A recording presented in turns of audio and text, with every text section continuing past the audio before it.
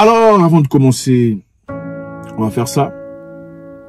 On va faire ça, s'il vous plaît, pour commencer. Toujours un grand plaisir. Ça ne vous coûte rien, ça nous fait du bien. Faites ça, s'il vous plaît. Merci, on y va. Nous sommes ici au Zimbabwe. Le Zimbabwe est un pays très intéressant qui a été sanctionné depuis un temps. Mais il y a des choses très bien qui se passent pour l'instant. Il y a une filiale, une entreprise chinoise qui vient de signer un contrat de 300 millions de dollars pour construire une usine de traitement de lithium au Zimbabwe. Bravo. On va essayer de comprendre pourquoi. On dit une filiale de la société chinoise Ziyang a mis en service une usine de traitement de lithium à 300 millions de dollars américains au Zimbabwe. Le président du Zimbabwe, Emmerson Mnangagwa, a été cité par l'association presse. Le lithium est le minéral du présent et de l'avenir. Et la valeur ajoutée positionnera notre pays comme un pays-État émergent et compétitif dans la chaîne de valeur mondiale de lithium. Une entreprise chinoise ouvre une mine de lithium au Zimbabwe. Inaugurée mercredi, l'usine de traitement du lithium d'une valeur de 300 millions de dollars a une capacité de traitement de 4,5 millions de tonnes métriques de lithium de roche dure en concentré pour l'exportation par an. Elle a été lancée par Prospect Lithium Zimbabwe, une filiale de la société chinoise Zhejiang Huayu. Le lithium est le minéral du présent et de l'avenir. C'est pourquoi son enrichissement et sa valorisation par Prospect Lithium Zimbabwe positionneront notre pays comme un acteur émergent et compétitif dans la chaîne de valeur mondiale du lithium partout dans le monde. Le Zimbabwe possède l'une des plus grandes réserves mondiales de lithium dont la demande explose dans le monde entier en raison de son utilisation dans les batteries des voitures électriques. Ces dernières années, le pays a attiré des investisseurs venus du Canada, du Royaume-Uni et de l'Australie, mais la Chine reste l'acteur dominant.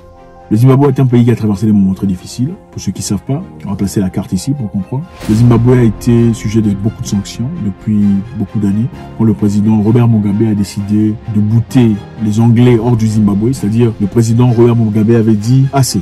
À l'époque, pour ceux qui ne comprennent pas, à l'époque, les Anglais étaient fermiers au Zimbabwe. Pendant la colonie, machin histoire. Les Anglais étaient fermiers, ils avaient toutes les terres. Les Zimbabwéens avaient absolument rien. Toutes les terres appartenaient aux fermiers anglais. À l'arrivée du président Robert Mugabe, les fermiers anglais étaient producteurs, les Zimbabwéens étaient consommateurs, simplement.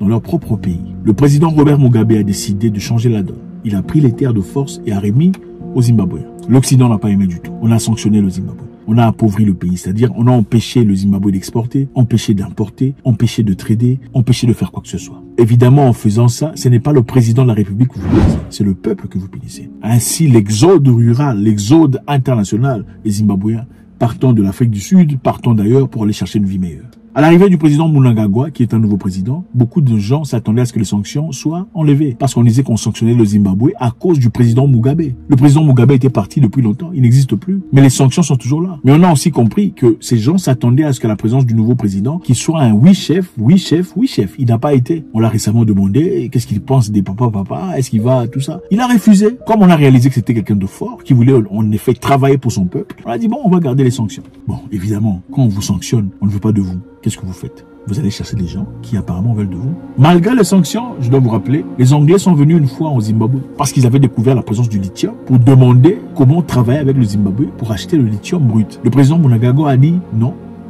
D'abord, enlever les sanctions. Vous ne pouvez pas venir ici chercher le lithium pendant que nous sommes sanctionnés. Ça n'a aucun sens. Soit nous sommes sanctionnés, ou bien nous ne sommes pas sanctionnés. Il ne faut pas être hypocrite. Ils ont dit non, essayons de travailler et tout le bazar. Il a dit ok, si vous voulez travailler, vous allez construire une usine de traitement de lithium ici au Zimbabwe. Pourquoi? Parce que généralement, quand les gens viennent en Afrique pour prendre des minéraux, ils prennent le produit brut. Ils vont transformer chez eux, ils créent du travail chez eux, des emplois, de l'opportunité pour leur peuple, pendant que les Africains sont toujours appauvris. Comme en Côte d'Ivoire par exemple, pour le cacao, ils viennent, ils prennent le cacao, ils vont transformer ça chez eux ailleurs, ils font le chocolat, ils viennent vendre aux Ivoiriens le chocolat comme si les Ivoiriens ne connaissaient pas ce que c'est cacao. Maintenant, le président zimbabwéen a dit niet, on n'accepterait pas ça. Si vous voulez notre lithium, venez ici dans notre pays, créer l'usine de lithium ici, ça permettra à ce que nous puissions avancer et que chacun en profite. Ils n'ont pas aimé ça. Finalement, il s'est décidé, bon, dans ce cas, je vais parler aux Chinois. Les Chinois, ils sont d'accord. 300 millions de dollars pour construire l'usine de transformation, de traitement de lithium. Le lithium est très important pour la création des voitures électriques, technologies, missiles, des batteries, des satellites et beaucoup de choses. La technologie, les amis, c'est en Afrique. L'argent, c'est ici.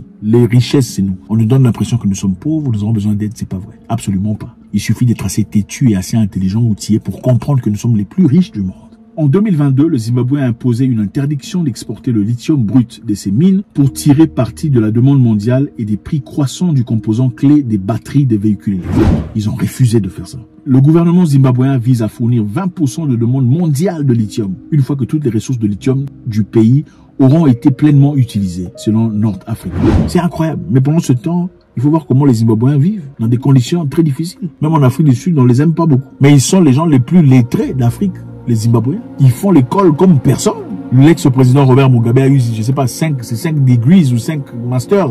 5, c'est quoi? Combien de PhD? Je sais plus. Très intelligent, brillant. C'est donc ça, les amis. Je pense que à un moment donné, il faut savoir se positionner. Il faut pas accepter la bêtise tout le temps. À un moment donné, il faut savoir dire non. Non, c'est non. Nous avons tout ce qu'il faut. On ne peut pas rester vivre comme ça dans la pauvreté, la misère, pendant que les autres sont là en train de bénéficier de ce que nous pouvons avoir. Cette histoire, ce n'est pas la première fois que ça se passe. Dans le passé, Elon Musk est parti au Nigeria pour chercher le lithium. Mais arrivé au Nigeria, le Nigeria lui a demandé, tu ne prendras pas le lithium ici. C'était pour Tesla, okay, pour les batteries de Tesla. C'est-à-dire, si tu veux le lithium, il faut venir construire une usine ici de traitement de lithium au Nigeria. Pourquoi? Parce que l'usine au Nigeria permettra aux Nigérians d'apprendre la technologie, de développer le pays, d'avoir de l'argent, de profiter de la production. C'est-à-dire, quand vous construisez une usine de production, vous apprenez aussi au peuple local la technologie. Mais eux ne veulent pas ça. C'est-à-dire que vous serez obligé de faire demande à eux à chaque fois que vous voulez utiliser ce qui vous appartient. Pour exploiter vos propres ressources, vous aurez impérativement besoin de ces personnes qui sont étrangères pour venir vous aider. Ils ne veulent pas faire ça. Par contre, entre eux, quand tu viens puiser quelque chose, tu as une certaine technologie. En échange de l'argent, tu donnes aussi la technologie que tu as. Malheureusement, c'est pas ce qu'ils veulent faire. Elon Musk a insisté. On lui a dit non, monsieur. Si tu ne veux pas, tu n'as qu'à partir. Tu peux garder des histoires. Tu veux prendre le lithium nigérian. Tu es obligé de venir construire ici au Nigeria pour permettre aux Nigérians une opportunité, une possibilité de progresser et d'avancer. Malheureusement, il ne voulait pas. Alors, on lui a refusé l'opportunité. Qu'est-ce que vous en pensez? Est-ce que les Africains sont en train de bouger vers une belle direction? Notamment ici, le président Mnangagwa, qui a refusé l'histoire de papa. Donc il est clair que c'est un militaire, c'est un bagarreur, il ne se laisse pas bousculer. Est-ce que vous pensez que c'est une bonne direction? Est-ce qu'il faudrait peut-être faire attention aux Chinois aussi par contre, ne pas trop se donner? Mais nous savons aussi que jusque-là, les Chinois ont été assez ouverts dans leurs histoires. C'est-à-dire, nous venons ici pour le business. Nous vous donnons l'argent, on a les opportunités. Quitte à vous de voir comment vous protéger. Contrairement à ce que les pays occidentaux font généralement, nous vous donnons ce que vous désirez, à condition que nous contrôlions votre gouvernement. À condition que vous fassiez ce que nous, on veut que vous fassiez. Nous vous donnons ce que vous voulez, à condition que vous acceptez papa, maman et leur droit principal. C'est très important de le savoir. Faites-nous savoir ce que vous en pensez, c'est toujours avec beaucoup de plaisir. D'abord, je voudrais vous dire encore une fois, nous lisons vos commentaires, c'est très inspirant, vous êtes des gens brillants. Ne partez pas sans laisser un commentaire, c'est très important pour nous, pour comprendre, pour vous emmener encore des éditions et des choses beaucoup plus intéressantes. God bless.